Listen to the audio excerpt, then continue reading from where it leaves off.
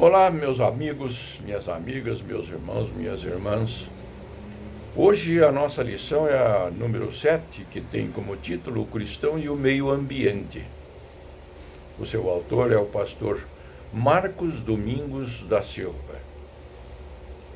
E como introdução, pessoalmente, tenho me agradado com as últimas lições muito bem escritas, refletindo boa e profunda pesquisa de seus autores e com um conteúdo bem atual à nossa realidade vivencial no cotidiano. O autor dessa lição selecionou o texto de Levítico, capítulo 25, verso 23, da Nova Versão Trinitariana, como texto áureo, afirmando, abro aspas, a terra jamais será vendida em caráter definitivo, pois ela me pertence. Vocês são apenas estrangeiros e arrendatários que trabalham para mim. Destacou como objetivos da lição conhecer sobre a postura do cristão diante da responsabilidade de zelar pelo planeta criado por Deus e que nos foi entregue como habitação. Também perceber os princípios bíblicos responsáveis pelo cuidado do meio ambiente e pela preservação da natureza, assim como praticar novos hábitos que evitem prejuízos ao meio ambiente, tanto na vida doméstica como profissional, na comunidade e também no templo.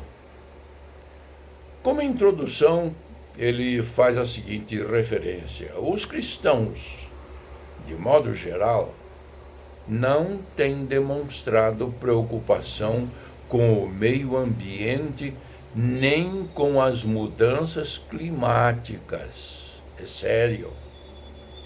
Raramente se ouve uma pregação sobre esses temas. Muitos crentes associam os desastres naturais ao final dos tempos. A ênfase das igrejas evangélicas é essencialmente figura humana. Assim, sua mensagem é, às vezes, mais centrada na salvação dos pecadores e outras no seu bem-estar, incluindo a prosperidade financeira. O meio ambiente aqui é entendido como sendo tudo o que nos rodeia: fauna, flora, rios, mares, ar, ruas, avenidas, parques, etc. Não tem sido um assunto importante para os evangélicos. São raras as igrejas que possuem um ministério ou departamento direcionado à ecologia. Uma vida transformada por Cristo não só corrige a sua vida moral, como também melhora o seu caráter em termos de cidadania, incluindo o zelo pelos recursos naturais. Pela sequência do texto sagrado, Adão e Eva receberam a incumbência de dominar a terra com responsabilidades sobre todos os animais. Confira lá em Gênesis capítulo 1, versículo 28, isto que acabei de dizer. Mas só foram colocados no Jardim do Éden posteriormente. Vale notar que a forma de narrativa na literatura hebraica é diferente da portuguesa. Por primeiro, os fatos são relatados de forma resumida, capítulo 1, e depois detalhados, capítulo 2. Mesmo assim, não há como afirmar que a expulsão do paraíso revogou a ordem divina de cuidar da natureza. Em absoluto. Nesta lição estudaremos alguns destaques importantes sobre este tema. Primeiro, Deus e o meio ambiente. Os primeiros versículos da Bíblia mostram o Deus criador do meio ambiente de forma abrangente, profunda e complexa. Quanto tempo você gasta para ler o primeiro capítulo de Gênesis? Já parou para pensar a dimensão de cada versículo? Toda a nossa galáxia foi formada em 6 dias. Nós não sabemos de fato a duração dessa semana no calendário divino, que na verdade é atemporal. A maioria dos cientistas está convicta de que a Terra existe há milhões de anos. Mas também há uma hipótese de que o pecado trouxe o envelhecimento precoce da natureza. Por isso, os testes de carbono 14 de antigas rochas, ossos e outros artefatos resultam períodos extremamente remotos, não coincidindo com a idade relatada na Bíblia. Esta foi uma pesquisa que Silva fez no ano de 2021. Em Romanos capítulo 5, versículo 12, Paulo afirma que a morte é consequência do pecado e diz que a natureza está em decadência. Veja lá em Romanos capítulo 8, versículo 21. O meio ambiente está sofrendo, não só pela desobediência de todos os descendentes de Adão, como pelo mau uso da terra. A natureza geme enquanto aguarda a redenção dos salvos em Cristo. Afirmação de Turpin, na sua obra escrita em 2016. É importante considerar que Deus criou um jardim em sua origem, e esta palavra significa um local cercado que dá prazer, traduzido simplesmente como paraíso. Éden é o nome da região onde o jardim foi instalado para os lados do leste, bem distante, não necessariamente da Babilônia. Todavia, mais importante que indicar a localização, a palavra Éden era entendida pelos hebreus como, entre aspas, felicidade. Afirma Geneva em sua obra College, no ano de 2022. De um planeta, Gênesis capítulo 2, versículo 2, literalmente desolado, vazio e escuro, Deus o transformou em um lugar plenamente habitável para os humanos, criando também um jardim prazeroso para instalar o primeiro casal, um espaço de convívio harmonioso com a fauna e a flora, onde imperava a retidão e o alinhamento com o Altíssimo. Baseado na obra de Agostinho, intitulada A Cidade de Deus, essa condição é chamada de graça ou estado de graça. É possível afirmar que Deus teve prazer ao final de cada obra criada. Contam-se no primeiro capítulo de Gênesis 7 expressões de satisfação do Criador, desde o verso 4, quando viu que a luz era boa, seguida de outras 5 dizendo, abro aspas, viu Deus que isso era bom, fecho aspas. O saudoso pastor Pedro Mendes costumava dizer em cerimônias de casamento que a formação da mulher, a última criação, mereceu uma admiração maior no verso 31, dizendo Deus, muito bom. A aplicação. Em Gênesis capítulo 3, versículo 17, Deus amaldiçoou a terra. O que significa isso? você consegue perceber consequências para a natureza e para o homem? Vamos ao ponto número 2. O homem e o meio ambiente.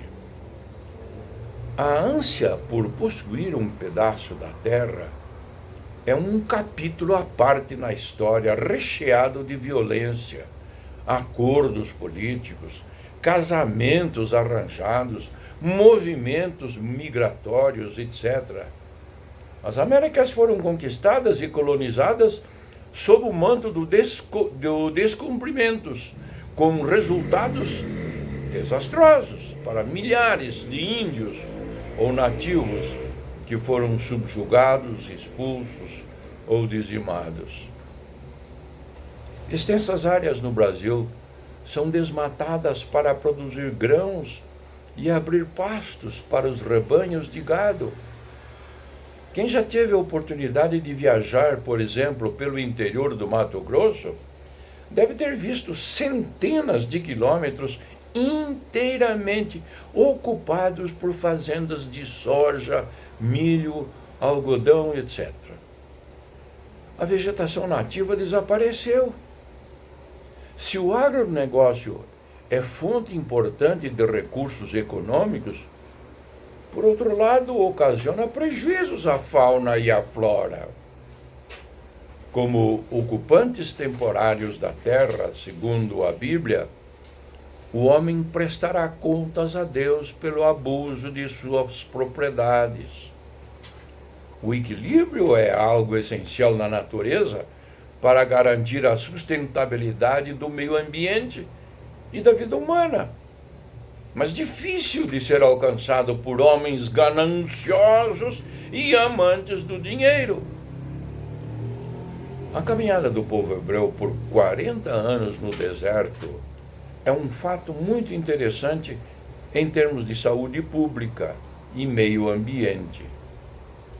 Em Êxodo capítulo 12, versículo 37, encontramos a informação que 600.000 homens saíram a pé do Egito, sem contar mulheres, crianças. Arredondando os números, podemos chegar a 2 milhões de pessoas, uma população semelhante a capitais como Curitiba ou Recife.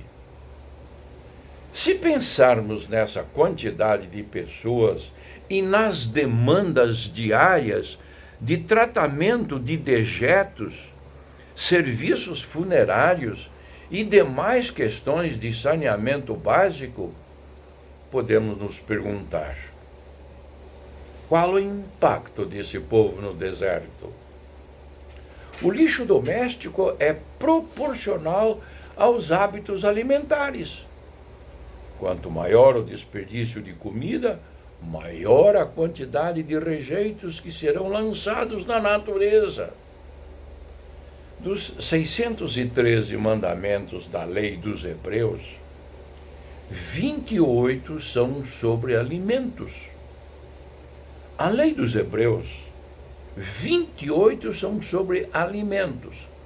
A dieta do judeu praticamente é conhecida como kosher, ou kashrus, que significa adequado ou puro, e abrange desde a produção, passando pelo processamento, ritual de refeições, chegando ao descarte.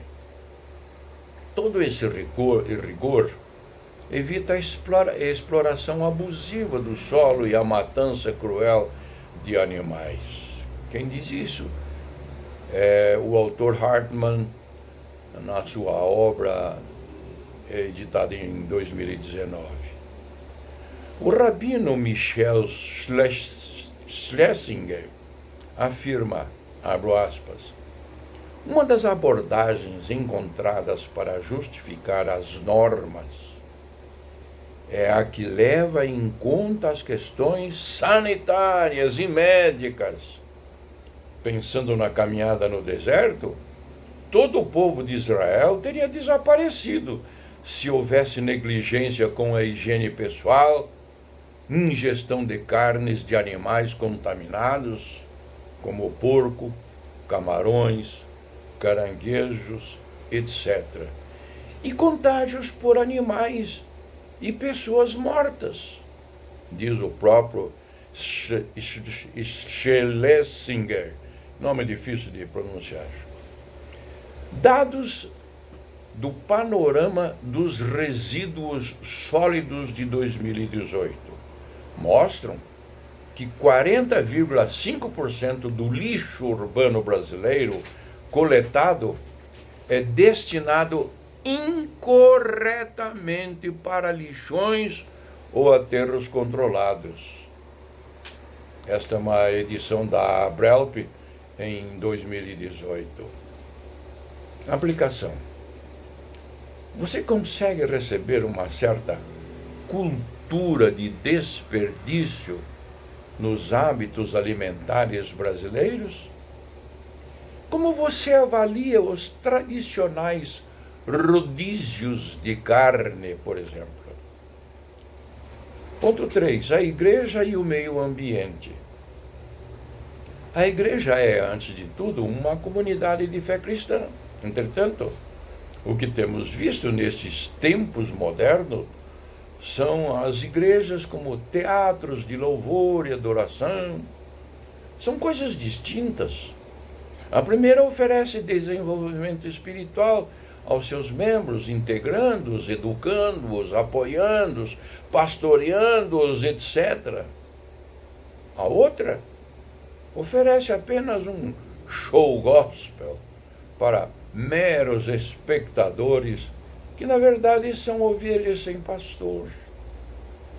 Paulo inicia sua carta aos Colossenses elogiando aquela comunidade por sua instrução no Evangelho e pelo testemunho de seu amor. No verso 9, o apóstolo ora para que eles fossem cheios de conhecimento, sabedoria e entendimento espiritual.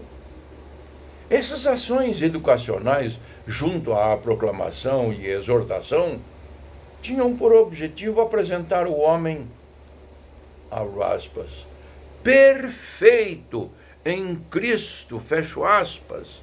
Está registrado lá em Colossenses capítulo 1, versículo 28. Sabendo usar todos os dons, a igreja será uma comunidade cristã preparada para atuar em todos os setores da sociedade. John Piper comenta, abre aspas, a melhor resposta está em amar o próximo como amamos a nós mesmos, fecho aspas. Não acho que o argumento do fato de que a terra será renovada algum dia seja o melhor argumento para explicar por que você deve se preocupar com a água potável. Você se preocupa com a água potável porque ama seu vizinho, seus netos e as pessoas em geral. Você quer reduzir o sofrimento. É uma citação de Piper no ano de 2010. Alguns irmãos de Tessalônica ficaram ociosos e desanimados porque acharam que Jesus viria logo. A vinda de Cristo e as profecias de que a terra arderá em fogo não são motivos para não cuidar do planeta. É papel da igreja atual instruir seus membros a exercerem plenamente a sua cidadania, incluindo as questões ambientais. Uma aplicação. Em sua opinião, qual a importância de se desenvolver ministérios voltados para a cidadania com temas de ecologia, proteção dos animais, saneamento básico, etc.? Vamos a uma conclusão. Admirar a natureza, principalmente a sua diversidade, é descobrir o poder do Criador em cada detalhe de uma flor, na forma dos animais, no canto dos pássaros, na força dos mares e rios, etc. Sem isso, perdemos parte da nossa inspiração para louvar a Deus. O desperdício de alimentos pode ser considerado um pecado, pois significa que consumimos mais do que precisamos. Os israelitas aprenderam isso com a colheita do maná. Não cuidar do lixo que produzimos é questão de caráter. Não depende do cristianismo, pois povos de outras crenças fazem isso com muito zelo. Basta ver o exemplo dos japoneses nos estádios de futebol. O crente não pode deixar aquilo que não quer mais na rua ou em terrenos abandonados, na esperança de que seus rejeitos desapareçam. Amar o próximo não se resume a cuidar dos moribundos na rua, mas evitar que o nosso próximo sofra com enchentes, desabamentos, falta de água potável, etc, etc. Entenderam a razão do título desta lição? Vou repetir. O cristão e o meio ambiente. Não se esqueça, como cristão, você é bastante responsável por esta terra, seja ela grande ou pequena. É a Deus que nós daremos conta de como cuidamos dela. Pense nisso. Deus abençoe.